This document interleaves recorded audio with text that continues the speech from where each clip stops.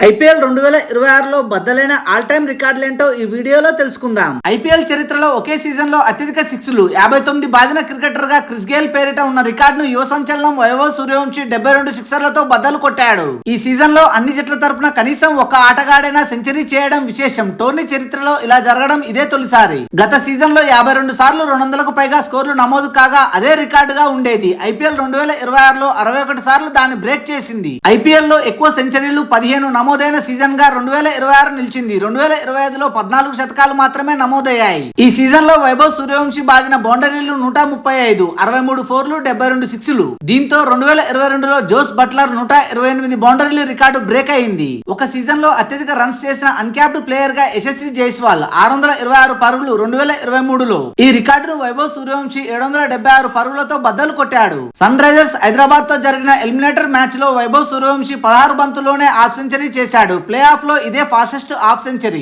IPL లో తక్కువ బంతుల్లో 440 బంతుల్లో 1000 రన్స్ చేసిన ప్లేయర్ గా వైభవ్ సూర్యవంశీ రికార్డు సృష్టించాడు. రసెల్ 545 బంతుల్లో రికార్డు బ్రేక్ అయింది. ఐపీఎల్ చరిత్రలో మొట్టమొదటిసారిగా పవర్ ప్లే లో సగటు రన్ రేట్ 10 దాటింది. రాజస్థాన్ తో జరిగిన క్వాలిఫైర్ 2 లో గుజరాత్ కెప్టెన్ గిల్ 47 బంతుల్లోనే శతకం బాదాడు. ప్లే ఆఫ్ లో ఇదే ఫాస్టెస్ట్ సెంచరీ. ఈ సీజన్ లో 16 సార్లు 200కు పైగా లక్ష్యాలను ఆయా జట్లు ఛేదించాయి. టోర్నీ చరిత్రలో ఇదే అత్యధికం. ఢిల్లీతో జరిగిన మ్యాచ్ లో పంజాబ్ 265 పరుగుల టార్గెట్ ను చేజ్ చేసింది. ఐపీఎల్ చరిత్రలోనే ఇది అత్యధిక ఛేదన. పంజాబ్ పై ఢిల్లీ బ్యాటర్ కేఎల్ రాహుల్ 152 పరుగులు చేసి నాట్అవుట్ గా నిలిచాడు. దీంతో ఐపీఎల్ లో అత్యధిక వ్యక్తిగత స్కోర్ చేసిన భారత ప్లేయర్ గా రికార్డు సృష్టించాడు. ఒక ఐపీఎల్ సీజన్ లో 200 కంటే ఎక్కువ స్ట్రైక్ రేట్ తో 700కు పైగా పరుగులు సాధించిన తొలి ప్లేయర్ గా వైభవ్ ఘనత సాధించాడు. Thanks for watching this video. For more interesting videos please do subscribe.